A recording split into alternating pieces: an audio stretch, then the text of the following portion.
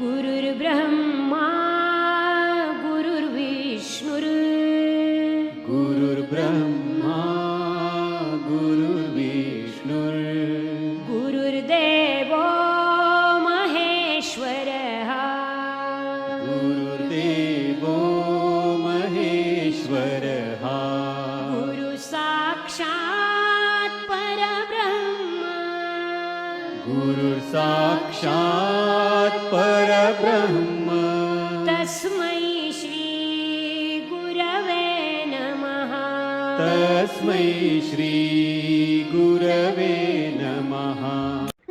यदा यदा हि धर्मस्य ग्लानिर्भवति भारत अभ्युत्थानं धर्मस्य तदात्मानं सृजाम्यहम् परित्राणाय साधूनां विनाशाय च दुष्कृतां धर्म संस्थापनार्थाय संभवामि युगे युगे।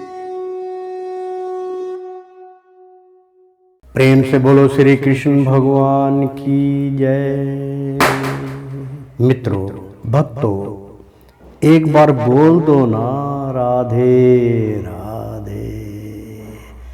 प्यारे भक्तों, मैं आचार्य श्री राजेंद्र कुमार सूर्यवंशी भगवान श्री कृष्ण की चरणों की धूल, उनका शिष्य, भगवान श्री कृष्ण की मुख्य वाणी भागवत गीता यथारूपम का 18 अध्याय का दिव्य प्रसाद आप तक पहुंचा रहे हैं। लेना मत भूलिए। प्रेम से बोलो श्री कृष्ण भगवान की जय। मित्रों, अध्याय 4 और दिव्य ज्ञान का अध्याय चल रहा था। मित्रों, पिछले धारावाहिक में हमने आपको बतलाया था यह साक्षात भगवान से समझने के असामान है, अन्यथा बुद्धिमान से बुद्धिमान मनुष्य भी मोहग्रस्त हो जाएगा। तो मित्रों, कर्मण्य कर्म या पश्येदास कर्मणि चा कर्म या सा बुद्धि मान मनुष्येषु सा युक्ता कृतसन कर्म कृता। कर्मणि यानी कर्म में आक्रम, आक्रम या जो अपश्येत देखता है, आक्रमण ही आक्रमण में अच्छा भी अकर्म सा काम कर्म या जो सा वह बुद्धिमान बुद्धिमान बुद्धिमान है। अमनुष्य शेषु मानव समाज में सा वह युक्त दिव्य स्थिति को प्राप्त कीर्तन कर्म कीर्त सारे कर्मों में लगा रह कर भी। मित्रों, बहुत सुंदर यहाँ पर प्रसंग चल रहा है। प्रेम से बोलो श्री कृष्ण भगवान की जय। मित्रों, अनुवाद। जो मनुष्य कर्म में आक्रम और आक्रम में कर्म देखता है वह सभी मनुष्य से बुद्धिमान है और सब प्रकार के कर्मों में प्रवृत्त रहकर भी दिव्य स्थिति में रहता है। बहुत सुंदर अनुवाद। यहाँ पर मैं थोड़ा सा इसका उच्चारण करके आपको बतला दूं कि जो मनुष्य कर्म में और कर्म में ही आक्रम और आक्रम में कर्म देखता है, यानी कि समानता उसकी एक जैसी है कि मैं मान लीजिए मैं कोई कार्य कर रहा हूँ, कोई कलम चला रहा हूँ या मोटरसाइकिल चला रहा हूँ या फिर मैं कोई अपना फैक्ट्री के अंदर कोई काम कर रहा हूँ या मैं मेरा जो कार्य है जो भौतिक संसार के कार्य है, पेट पालन के लिए अगर मैं कोई कार्य कर रहा हूँ तो मेरे लिए वो कर्म और आक्रम, यानी कि जो कर्म हरि को जोड़ते हैं, हरि से संपर्क साधते हैं, वो आक्रम, यानी कि जो मनुष्य कर्म में आक्रम और आक्रम में कर्म देखता है, यानी कि दोनों को समांतर तरीके से उसको देखता है, यानी कि कर्म हो उसके लिए आक्रम हो, प्रभु का गुण वो गाता रहता है, वह सभी मनुष्य से बुद्धिमान है। वो बुद्धिमान पुरुष माना गया है और सब प्रकार के कर्मों में प्रवृत्त रहकर भी अदिव्य स्थिति में रहता है। मतलब सारे कर्म करते हुए भी उसकी जो स्थिति होती है उसका जो स्वभाव होता है, उसका जो मन होता है, उसकी जो आत्मा होती है, सब दिव्य में स्थित हो जाता है, दिव्य ज्ञान उसको प्राप्त रहता है। तो यहाँ पे मित्रों अध्याय 4 और दिव्य ज्ञान चल रहा है। तो दिव्य ज्ञान की अनुभूति हो रही है। तो प्रेम से बोलो श्री नारायण नारायण। तात्पर्य कृष्ण भावनामृत में कार्य करने वाला व्यक्ति स्वभावत कर्म बंधन से मुक्त होता है। उसके सारे कर्म कृष्ण के लिए होते हैं, अतः कर्म के फल से उसे कोई लाभ या हानि नहीं होती है। और फल स्वरूप वह मानव समाज में बुद्धिमान होता है। यद्यपि वह कृष्ण के लिए सभी तरह के कर्मों में लगा रहता है। आक्रम का अर्थ है कर्म के फल के बिना। और निर्विशेषवादी भयवश सारे कर्म करना बंद कर देता है, जिससे कर्म फल उसके आत्म साक्षात्कार के मार्ग में बाधक ना हो।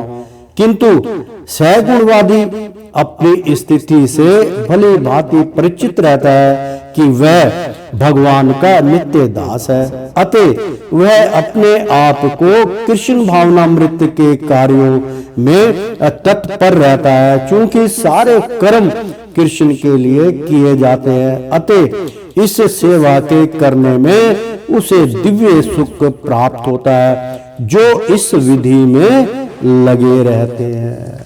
मित्रों, बहुत सुंदर प्रवचन चल रहे हैं। भागवत गीता यथारूपम है। वे अव्यक्तिगत इंद्रिय तृप्ति की इच्छा से रहित होते हैं। कृष्ण के प्रति उसका नित्य दास्य भाव उसे सभी प्रकार के कर्म फल से मुक्त करता है।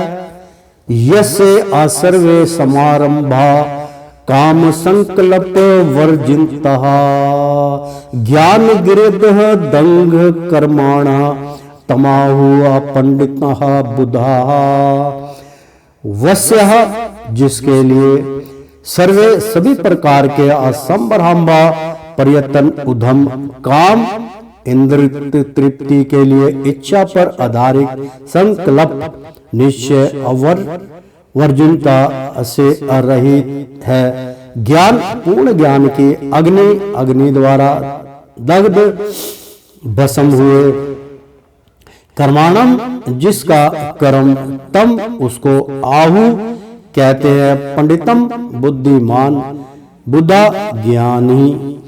अनुवाद: जिस व्यक्ति का प्रत्येक प्रयास उधम इंद्रिया तृप्ति की कामना से रहित होता है, उसे पूर्ण ज्ञानी समझा जाता है। उसे ही साधु पुरुष ऐसा कर्ता कहते हैं, जिसके पूर्ण ज्ञान की अग्नि से कर्म फलों को भस्म सात कर दिया जाता है। तात्पर्य: केवल पूर्ण ज्ञानी ही कृष्ण भावना भक्ति व्यक्ति के कार्यकल्पों को समझ सकता है। ऐसे व्यक्ति में इंद्रिय तृप्ति की प्रवृत्ति का अभाव रहता है। इससे वह समझा जाता है कि भगवान के अनित्य दास के रूप में उसे अपने स्वरूप का पूर्ण ज्ञान है, जिसके द्वारा उसने अपने कर्म फलों को भस्म कर दिया है। जिसने ऐसा पूर्ण ज्ञान प्राप्त कर लिया है, वह सचमुच विद्वान है। भगवान की नित्य अदासता के अज्ञान के विकास की तुलना अग्नि से की गई है। ऐसी अग्नि एक बार प्रज्वलित हो जाने पर कर्म के सारे फलों को भस्म कर देती है। तय कत्वाः कर्म फलासंग नित्य तृप्तो निराशः कर्मणा भी अप्रवत्रो शपिह्य नवः किरेचिः तक्करोतिः सवास्याः। तत्कत्वा त्याग कर कर्म फल आसिगम, कर्म फल की आसक्ति नित्य सदा तृप्त निराश्य आश्रय रहित कर्मण्य, कर्म में अभिप्रवृत्त पूर्ण तत्पर रहकर अपि भी न नहीं एवं निवच्य ही किचित कुछ भी करोति या करता है, स वह अनुवाद अपने कर्म फलों की सारी आसक्ति को त्याग कर सदैव संतुष्ट तथा स्वतंत्र रहकर वह सभी प्रकार के कार्यों में व्यस्त रहकर भी कोई असाकाम कर्म नहीं करता। तात्पर्य, कर्मों के बंधन से इस प्रकार की मुक्ति तभी संभव है जब मनुष्य कृष्ण भावना भवित होकर हर कार्य कृष्ण के लिए करे। कृष्ण भावना भवित व्यक्ति भगवान के शुद्ध प्रेम वश ही कर्म करता है। फलस्वरूप उसे कर्म फलों के प्रति कोई आकर्षण नहीं रहता, यहाँ तक कि उसे अपने निजी निर्वाह के प्रति भी कोई आकर्षण नहीं रहता, क्योंकि वह पूर्णतया कृष्ण पर आश्रित रहता है। वह ना तो किसी वस्तु को प्राप्त करना चाहता है और ना अपनी वस्तुओं की आरक्षा करना चाहता है। वह अपने पूर्ण सामर्थ्य से अपना कर्तव्य करता है और कृष्ण पर सब कुछ छोड़ देता है। ऐसा आसक्त व्यक्ति शुभ अशुभ कर्म फलों से अमुक्त रहता है, मानो वह कुछ भी नहीं कर रहा हो।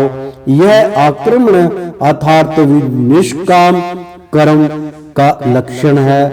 अतः कृष्ण भावनामृत से रहित कोई भी कार्य कर्ता पर बंधन स्वरूप होता है और विक्रम का सही असली स्वरूप है, जैसा कि पहले बताया जा चुका है।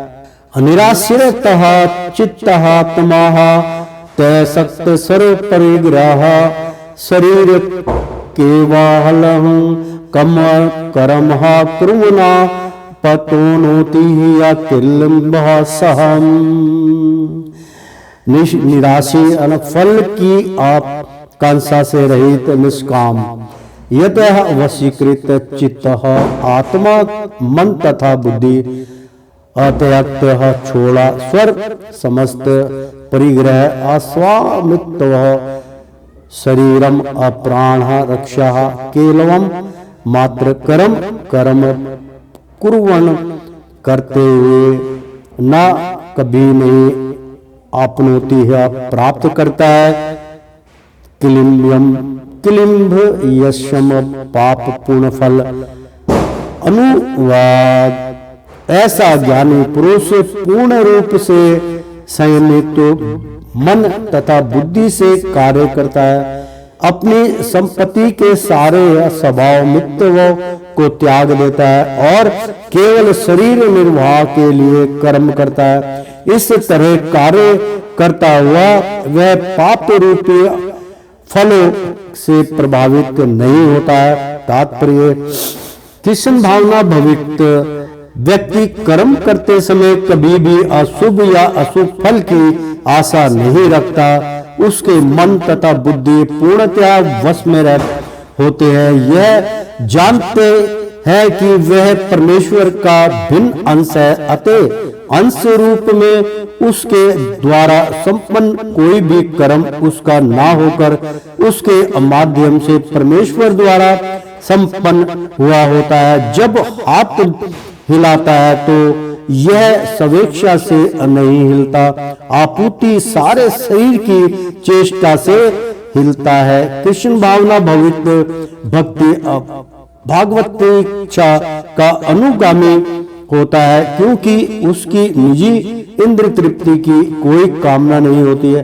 वह यंत्र के एक पुर्जे की भांति हिलता जुलता है। जिस प्रकार रख रखाव के लिए पुर्जे को तेल और सफाई की आवश्यकता पड़ती है, उसी प्रकार कृष्ण भावना भवित व्यक्ति कर्म के द्वारा अपना निर्वाह करता रहता है, जिससे वह भगवान की दिव्य प्रेमा भक्ति करने के लिए ठीक बना रहे। अतः वह अपने प्रयासों के फलों के प्रति निश्चेष्ट रहता है। पशु के समान ही उसका अपने शरीर पर कोई अधिकार नहीं होता। कभी कभी क्रूर स्वामी अपने अधीन पशु को मार भी डालता है, तो भी पशु विरोध नहीं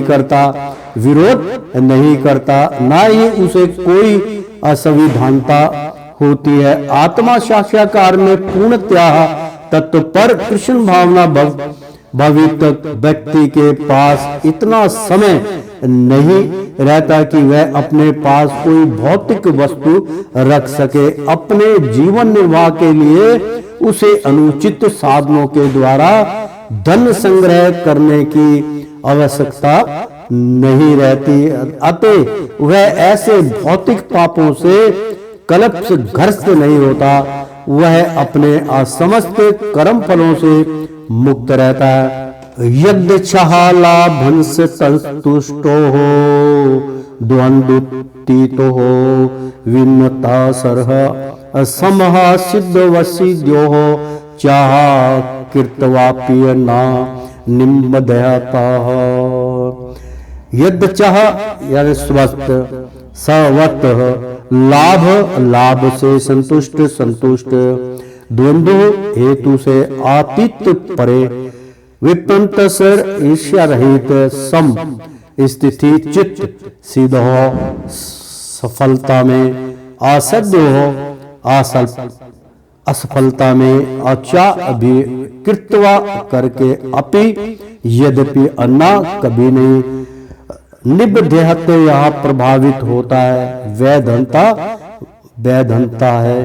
अनुवाद जो असमर्थ होने वाले लाभ से संतुष्ट रहता है, जो है द्वैत भाव से अमुक्त है और ईर्ष्या नहीं करता, जो सफलता तथा असफलता दोनों में स्थिर रहता है, वह कर्म करता हुआ भी कभी बंधता नहीं। तात्पर्य कृष्ण भावना भवित व्यक्ति अपने शरीर निर्वाह के लिए भी अधिक प्रयास नहीं करता। वह अपने आप होने वाले लाभों से संतुष्ट रहता है। वह ना तो मांगता है ना उधार लेता है, किंतु यथा सामर्थ्य वह सच्चाई से कर्म करता है और अपने श्रम से जो प्राप्त हो पाता है उसी से संतुष्ट रहता है। अतः वह अपनी जीविका के विषय में स्वतंत्र रहता है। वह अन्य किसी की सेवा करके कृष्ण भावनामृत संबंधी अपनी सेवा में अव्यवधान नहीं आने देता, किंतु भगवान की सेवा के लिए वह संसार की दैत्यता से विचलित हुए बिना कोई भी कर्म कर सकता है। संसार की यह दैत्यता गर्मी और सर्दी अथवा सुख दुख के रूप में अनुभव की जाती है। कृष्ण भावना भवित व्यक्ति दैत्यता से परे रहता है, क्योंकि कृष्ण को प्रसन्न करने के लिए वह कोई भी कर्म करने से झिझकता नहीं। अतः वह सफलता तथा असफलता दोनों में ही संभव रहता है। ये लक्षण तभी दिखते हैं जब कोई दिव्य ज्ञान में पूर्णतः स्थित हो। मित्रों, अध्याय 4 दिव्य ज्ञान का प्रसंग चल रहा है। मित्रों, गत संग से मुक्त से ज्ञाना वंशित चेतस यगाया चत्र कर्म समग्र परवीलियाते।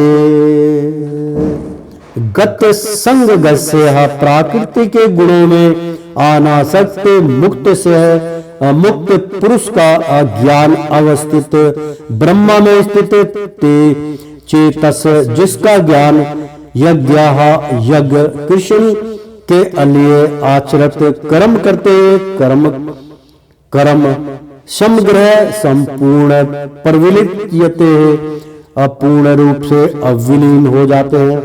अनुवाद, जो पुरुष प्रकृति के गुणों में अनासक्त है और जो दिव्य ज्ञान में पूर्णतः स्थित है, उसके सारे कर्म ब्रह्मा में लीन हो जाते हैं। तात्पर्य, पूर्ण रूपेण कृष्ण भावना भवित होने पर मनुष्य समस्त द्वेदों से मुक्त हो जाता है और इस तरह भौतिक गुणों के कलंपश से भी मुक्त हो जाता है। वह इसलिए मुक्त हो जाता है क्योंकि वह कृष्ण के साथ अपने संबंध की अस्वाभाविक स्थिति को जानता है। फलस्वरूप उसका चित्त कृष्ण भावनामृत से अविचलित नहीं होता, अतएव वह जो कुछ भी करता है वह आदि विष्णु कृष्ण के लिए होता है। अतः उसका सारा कर्म यज्ञ रूप होता है, क्योंकि यज्ञ का उद्देश्य परम पुरुष विष्णु अर्थात कृष्ण को प्रसन्न करना है। ऐसे यज्ञ में कर्म का फल निश्चय ही ब्रह्मा में विलीन हो जाता है और मनुष्य को कोई भौतिक फल नहीं भोगना पड़ता है। ब्रह्मापण ब्रह्मा हावी ब्रह्मा ग्रह ब्रह्मणा उतेन्तम बृहतेन गन्तव्या ब्रह्मा कर्म समाधीन। ब्रह्मा परा पारकृतिक अपरणम अपरण ब्रह्मा ब्रह्मा हवि घृत ब्रह्मा आध्यात्मिक अगोन हवन अरूपी अग्नि ब्रह्माणा आत्मा द्वारा उतेनम आपित ब्रह्म अपरमधाम एवं निश्चय ही आतेन उसके द्वारा गंतव्यम पहुंचने अयोग्य ब्रह्मा आध्यात्मिक कर्म कर्म में समाधिना पूर्ण एकाग्रता के द्वारा। अनुवाद।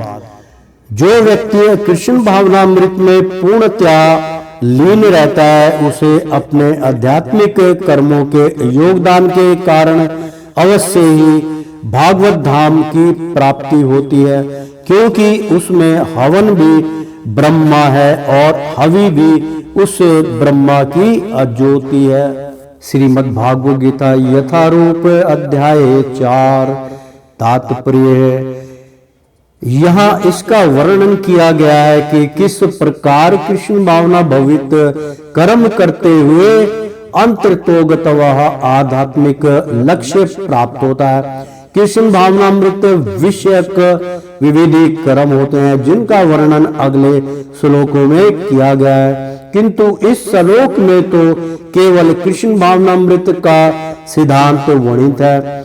भौतिक कलम से अग्रस्त वृद्ध जीव को भौतिक वातावरण में ही कार्य करना पड़ता है, किंतु फिर भी उसे ऐसे वातावरण से निकलना ही होगा जिस विधि से वह ऐसे वातावरण से बाहर निकल सकता है।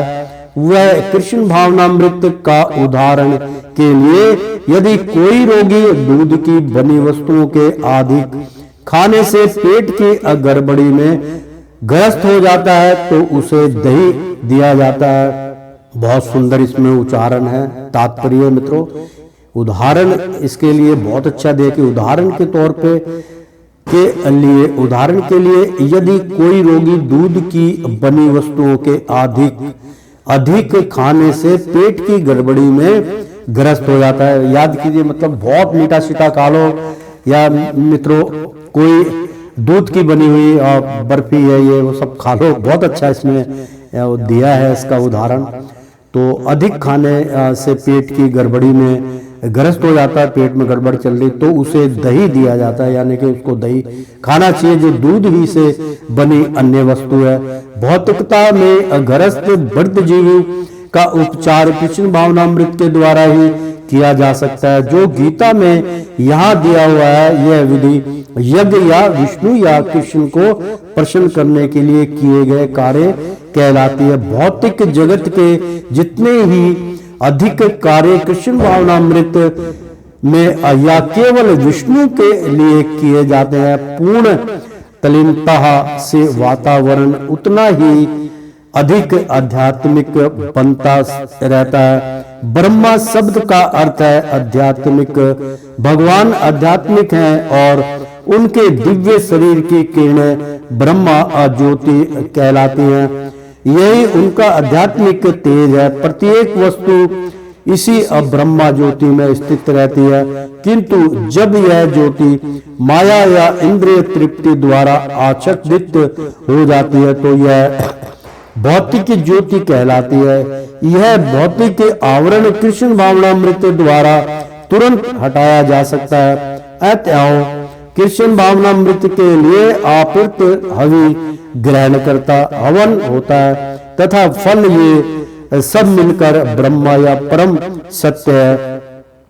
माया द्वारा आच्छादित परम सत्य पदार्थ कहलाता है। जब यही पदार्थ परम असत्य के अनिमित्त प्रयुक्त होता है तो उसमें फिर से आध्यात्मिक गुण आ जाता है।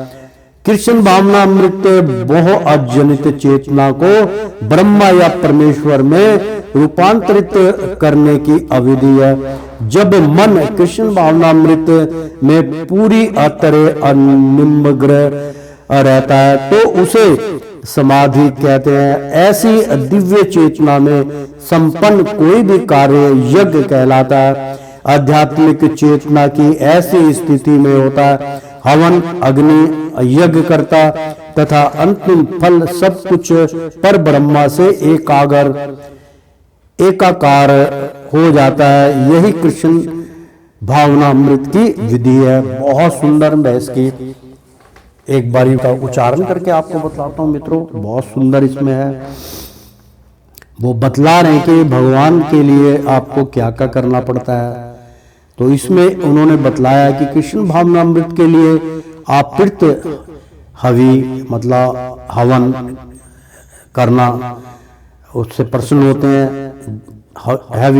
हवि ग्रहण मतलब हवन करना, ग्रहण यानी कि हवि ग्रहण करता, यानी कि जो हवन करता है, हवन जो खाली हवन करता है जैसे पंडित के द्वारा हवन होता है, तथा फल ये सब मिलकर ब्रह्मा या परम सत्य है, यानी कि ब्रह्मा को ही वो प्रसाद जाता है। माया द्वारा आच्छादित परम सत्य पदार्थ कहलाता है, यानी कि परम सत्य यही सनातन है मित्रों। जब यही पदार्थ परम सत्य के निमित्त प्रयुक्त होता है तो इसमें फिर से आध्यात्मिक गुण आ जाता है, आध्यात्मिक गुण उसके अंदर प्रवेश कर जाते हैं। कृष्ण भावनामृत मोह जनित चेतना को ब्रह्मा या परमेश्वर में रूपांतरित करने की विधि है।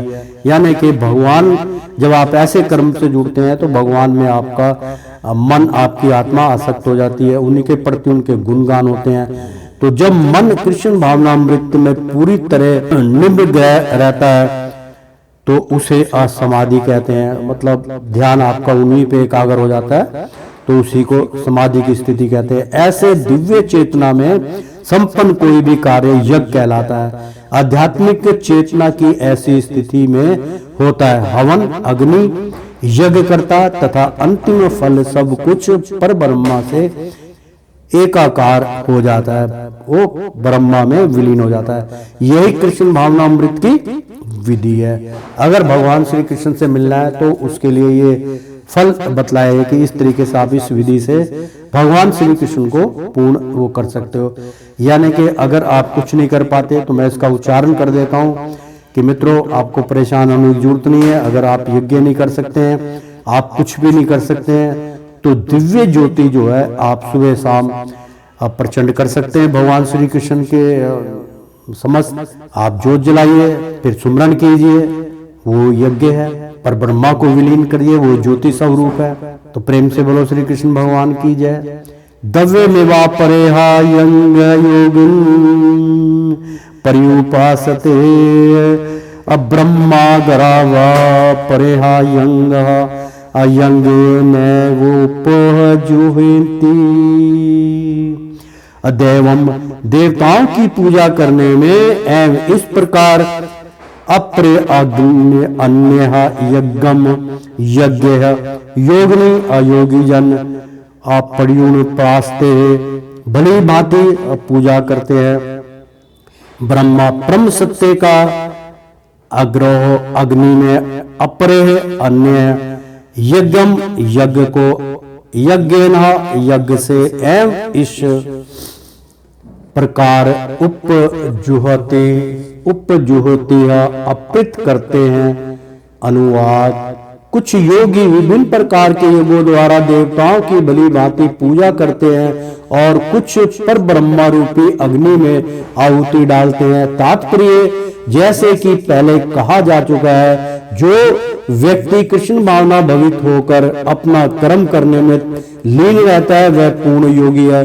किंतु ऐसे भी मनुष्य है जो देवताओं की पूजा करने के लिए यज्ञ करते हैं और कुछ पर ब्रह्मा या परमेश्वर के अनिराकार स्वरूप के लिए यज्ञ करते हैं। इस तरह यज्ञ की अनेक कोटियां हैं। विभिन्न यज्ञ कर्ताओं द्वारा संपन्न यज्ञ की ये कोटियां केवल ब्रह्मा वर्गीय अकरण है। वस्तु यज्ञ का अर्थ है भगवान विष्णु को प्रसन्न करना और विष्णु को यज्ञ भी कहते हैं।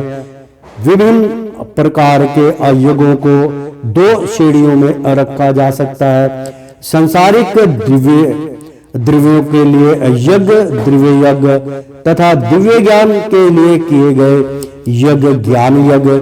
जो कृष्ण भावना भवित है उसकी सारी भौतिक संपदा परमेश्वर को प्रसन्न करने के लिए होती है। किंतु जो किसी अदक्षिणिक मतलब क्षणिक भौतिक कम सुख की कामना करते हैं वे इंद्र, सूर्य और देवताओं को प्रसन्न करने के लिए अपनी अभौतिक संपदा की आहुति देते हैं। किंतु अन्य लोग जो निर्वेशवादी है वे अनिराकार ब्रह्मा में अपने स्वरूप को स्वा कर देते हैं। देवतागण ऐसे शक्तिमान जीव आत्मा है जिन्हें ब्रह्मांड को ऊष्मा प्रदान करते हैं, जल देने तथा प्रकाशित।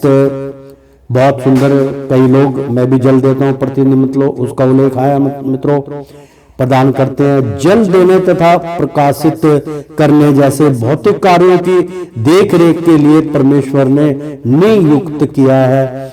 जो लोग भौतिक लाभ चाहते हैं वे वैदिक अनुष्ठानों के अनुसार विविध देवताओं की पूजा करते हैं। यहाँ पे एक तात्पर्य है बहुत सुंदर मित्रों वहाँ कि अगर आप सवेरे सूर्य नारायण को जल चढ़ाते हैं तो मित्रों आपकी आयु अवश्य ही बढ़ जाती है, कष्ट आपके कट जाते हैं। इस बात को हमेशा ध्यान में क्या कर, नहा धो के जब पूजा करते, पूजा करने से पहले एक लोटा जल सूरज नारायण को चढ़ाइए, गमले में डालिए, पौधे में डालिए या फिर पृथ्वी पे अपना जल डाल सकते हैं। उससे जो है आपका स्वास्थ्य ठीक रहेगा, आपकी आयसाइट ठीक रहेगी।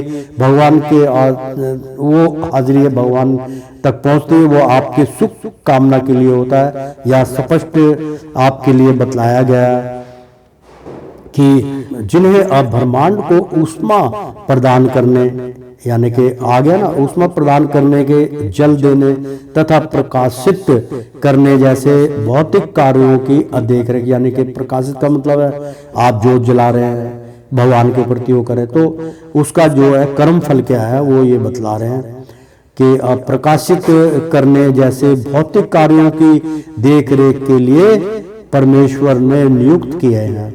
यानी कि भगवान ने बतलाया है कि आप इस कार्य को करिए तो आपको सुख शांति प्रदानता घर के अंदर आपके रहेगी। जो लोग भौतिक लाभ चाहते हैं वे वैदिक अनुष्ठानों के अनुसार विविध देवताओं की पूजा करते हैं। ऐसे लोग बृहस्पतिवादी कहलाते हैं। किंतु जो लोग परम सत्य के अनुगुण स्वरूप की पूजा करते हैं और देवताओं के स्वरूपों की ही आहुति कर देते हैं और परमेश्वर में लीन हो जाते हैं, ऐसे निर्वेशवादी परमेश्वर की दिव्य प्राकृति को समझने के लिए दर्शनात्मक चिंतन में अपना सारा समय लगाते हैं। दूसरे संपत्ति में असकाम कर्मों भौतिक सुख के लिए अपनी भौतिक संपत्ति का यंजन करते हैं। किंतु अनिर्वेशवादी ब्रह्मा में लीन होने के लिए अपनी भौतिक उपद्यों का यंजन करते हैं। निवेशवादी यानी कि निर्वेशवादी के लिए यज्ञाग्नि मतलब यज्ञ ही पर ब्रह्मा है जिसमें आत्म स्वरूप का विलय ही आहुति है। किंतु अर्जुन ऐसा कृष्ण भावना भवित व्यक्ति कृष्ण को प्रसन्न करने के लिए सर्वस्व आपूर्ति कर देता है। इस तरह इसकी सारी भौतिक संपत्ति के साथ साथ आत्म स्वरूप भी कृष्ण के लिए आप्त हो जाता है वह परम योगी है, किंतु उसका पृथक स्वरूप नष्ट नहीं होता। प्रेम से बोलो श्री कृष्ण भगवान की जय। मित्रों, श्रीमद् भागवत गीता यथा रूप अध्याय 4 दिव्य ज्ञान की अमुक वाणी चल रही है। मित्रों, क्षोत्रादीन है निंद्रियाण ने संयमाग्रेषु जुगृहेति शब्दादीन वे अस्यान्यः इंद्रियासु अजुहोति। अक्षोत्र आदीनि, अक्षोत्र आदि इंद्रियाणि मतलब इंद्रियां अन्य अन्य असंयम संयम की आग्रसु अग्नि में जो होते आपृत करते हैं शब्द आदि अविषयान इंद्रियां तृप्ति के विषयों का अन्य दूसरे इंद्रियों की अग्रेषु अग्नि में अजुग्रहेतु यंजन करते हैं। अनुवाद, इसमें से कुछ विशुद्ध ब्रह्मचारी शरण आदि क्रियाओं तथा इंद्रियों को मन की अनियंता रूपी अग्नि में स्वाहा कर देते हैं, तो दूसरे लोग नियमित गृहस्थ इंद्रिया विषयों को इंद्रियों की अग्नि में स्वाहा करते देते हैं। तात्पर्य, मित्रों, मानव जीवन के चारों आश्रमों से सदस्य ब्रह्मचारी गृहस्थ यानी कि जो इसमें 4 आश्रम बताए गए थे मित्रों, ब्रह्मचारी हो गया, गृहस्थ आश्रम हो गया, वानप्रस्थ आश्रम हो गया तथा सन्यासी आश्रम हो गया, पूर्ण योगी बनने के निमित्त हैं। मानव जीवन पशुओं की भांति इंद्र तृप्ति के लिए नहीं बना है। अतः मानव जीवन के चारों आश्रम इस प्रकार व्यवस्थित है कि मनुष्य आध्यात्मिक जीवन में पूर्णता प्राप्त कर सके। ब्रह्मचारी या शिष्य गण प्रमाणिक गुरु की देख रेख में इंद्र तृप्ति की से दूर रहकर मन को वश में करते हैं। कृष्ण भावनामृत से संबंधित शब्दों को ही सुनते हैं। स्वर्ण ज्ञान का मूलाधार है।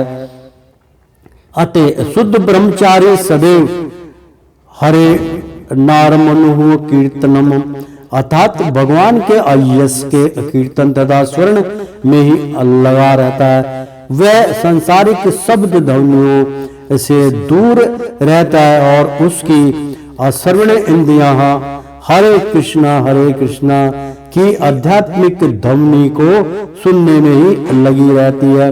इसी प्रकार से गृहस्थ भी जिन्हें इंद्र तृप्ति की असीमित छूट है, बड़े ही संयम से इन कार्यों को पूरा करते हैं।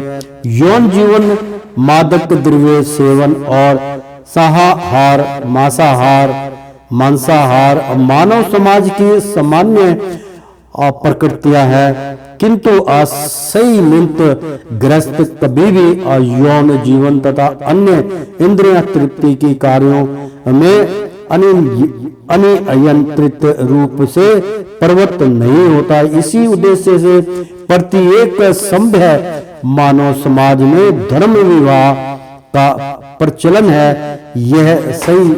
यह संयमित अनासक्त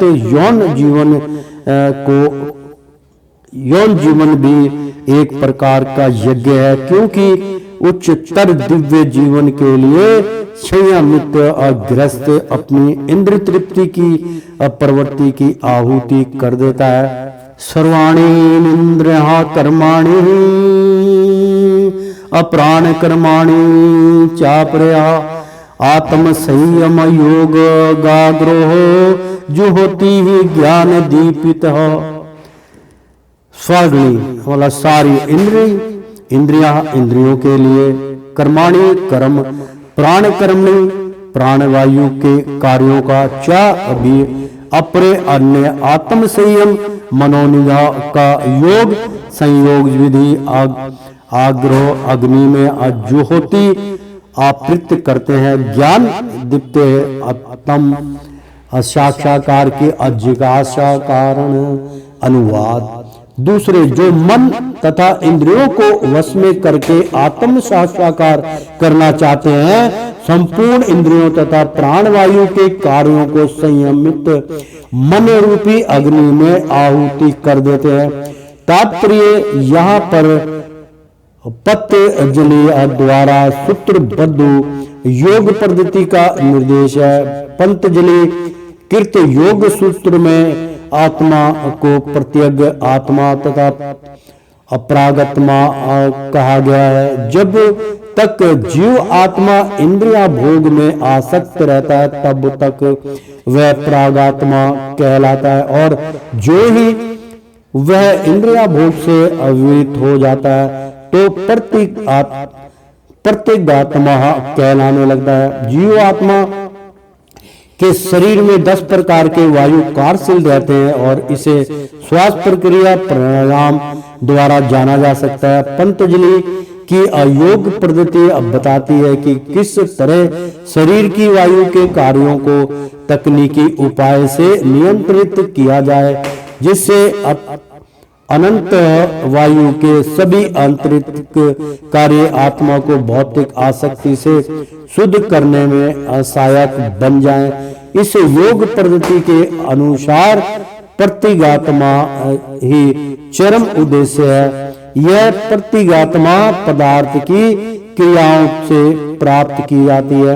इंद्रियों विषयों से प्रतिक्रिया करती है, यथा कान सुनने के लिए, आंख देखने के लिए, नाक सूंघने के लिए, जीभ स्वाद के लिए तथा हाथ स्पर्श के लिए है। और ये सब इंद्रियां मिलकर आत्मा से बाहर के कार्यों में लगी रहती हैं। ये ही कार्य प्राणवायु के अव्यापार क्रियाएं मैं यानी कि हैं। आपान वायु नीचे की ओर जाती है, व्यान वायु से संकोच तथा प्रसार होता है, समान वायु से संतुलन बना रहता है और उदान वायु ऊपर की ओर जाती है।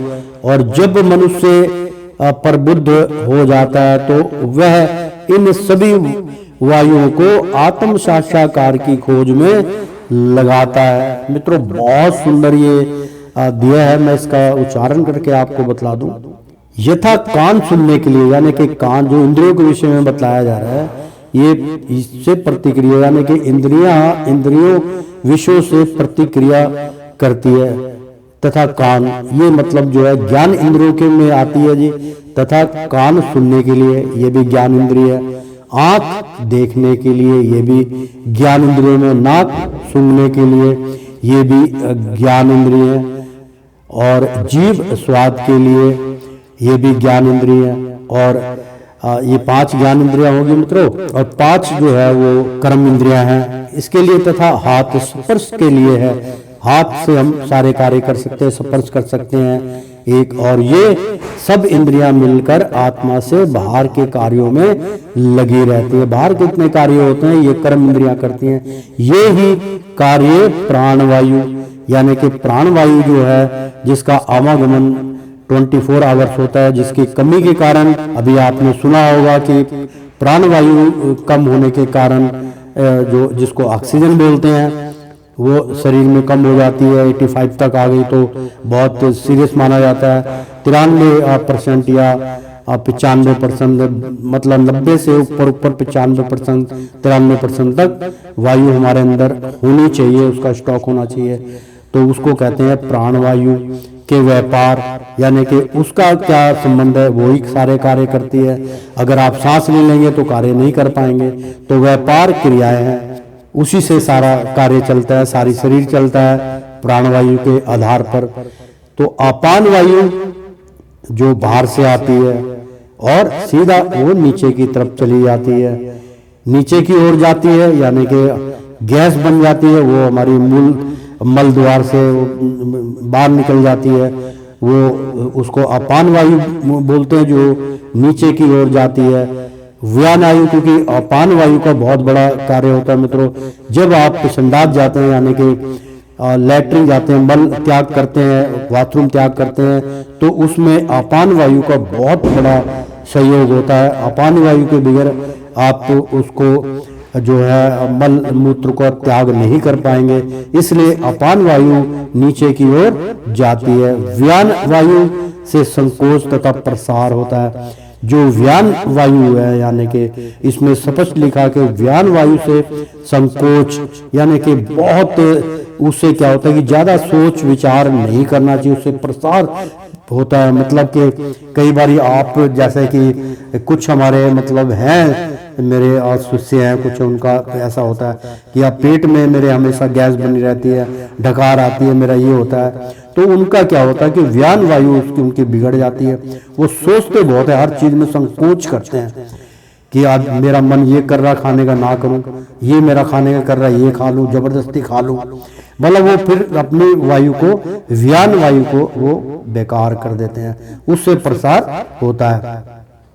समान वायु से संतुलन बना रहे, जो समान रखते हैं मतलब प्राण वायु अपान वायु सारे वायु को मतलब संतुलन बना के रखते हैं उसका, तो समान वायु से संतुलन बना रहता है। तो वायु ना बिगड़े, वायु रोग, क्योंकि नब्ज देख के आयुर्वेदिक में भी बताया गया कि आयुर्वेदिक तो हमारी मतलब प्राचीन काल से चली आई। तो 3 हमारे इसमें नाड़ी होती है। आपको पता होगा कि वात, कफ और गैस जो भी होता है वो 3 वायु होती है, और उसी से जो है वो देखी जाती है, कब्ज देखा जाता है। तो वो 3 नब्ज से 3 उंगलियों से देखा जाता है। तो उसमें कब बिगड़ा हो तो कफ वाली नस धड़कती, इस प्रकार से तीनों का विश्लेषण किया जाता है। वहाँ का यहाँ पे बतलाया है क्योंकि व्यान वायु से संकोच तथा प्रसार पैदा होता है, ना बीमारी पैदा होती है, समान वायु से संतुलन बना रहता है। इसलिए ज्यादा सोच विचार करने की आवश्यकता नहीं है मित्रों, पेट खराब हो जाता है। और उदान वायु ऊपर की ओर जाती है, यानी कि उदान वायु जब त्रिकुटी के अंदर आप गमन कर लेते हैं, मुझे अगर इसका मतलब इजाजत नहीं है फिर भी मैं इसका उच्चारण जब आया तो मैं उच्चारण करके बतला दूं कि उदान वायु ऊपर की ओर जाती है, यानी कि जब आप अपान वायु और प्राण वायु यानी कि जो ऊपर से वायु आती है, ठीक है, और उस वायु को आप प्राण वायु को और अपान वायु को दोनों को एक क्योंकि दोनों का आदान प्रदान होता है रहता है। जब उसका आप वो मतलब उसको आप सांस के द्वारा उसको त्रिकुटी में चढ़ा लेते हैं, यानी कि तो त्रिकुटी में जाने के बाद वो काम उसी तरीके से वर्क करती है। सांस आप रोक सकते हैं, वो प्रक्रिया होती है साधु संतों की, काफी समय तक वो त्रिकुटी में रहते हैं, वहां से पर ब्रह्मा में विलीन होते हैं। इस प्रकार की ये, इससे ज्यादा इसमें घुसने की जरूरत नहीं है क्योंकि इसमें वैराग्य उत्पन्न होने की बात हो जाती है मित्रों। यहाँ तक फिर कभी कोई चैप्टर चलेगा तो इसके बारे में भी आपको संपूर्ण ज्ञान की प्राप्ति कराएंगे मित्रों। तो उसको जो है और उदान वायु ऊपर की ओर जाती है, यानी कि प्राण आयु, उदान वायु और अपान वायु, यानी कि उदान आयु जो ऊपर के द्वारा आती है, अपान वायु जो नीचे चली आती है। वायु सारी तीनों ऊपर से आती हैं, शुद्ध होती हैं, अशुद्ध होती हैं। तो उदान वायु जब ऊपर की ओर जाती है तो उदान वायु के साथ प्राण वायु दोनों को ऊपर चढ़ा त्रिकुटी में चढ़ा लेते हैं, उसकी विद्या अलग है। और जब मनुष्य पर बुद्ध हो जाता है तो वह इन सभी वायुओं को आत्म साक्षात्कार की खोज में लगाता है। तो प्रेम से बोलो श्री कृष्ण भगवान की जय। श्रीमन नारायण नारायण हरि हरि, तेरी लीला सबसे न्यारी न्यारी, बोलो हरि हरि। ओ श्रीमन नारायण नारायण हरि हरि। मित्रों भक्तों, बहुत सुंदर दिव्य ज्ञान चल रहा है। मित्रों भक्तों, एक बार बोल दो ना राधे राधे, कृष्णम कृष्णम।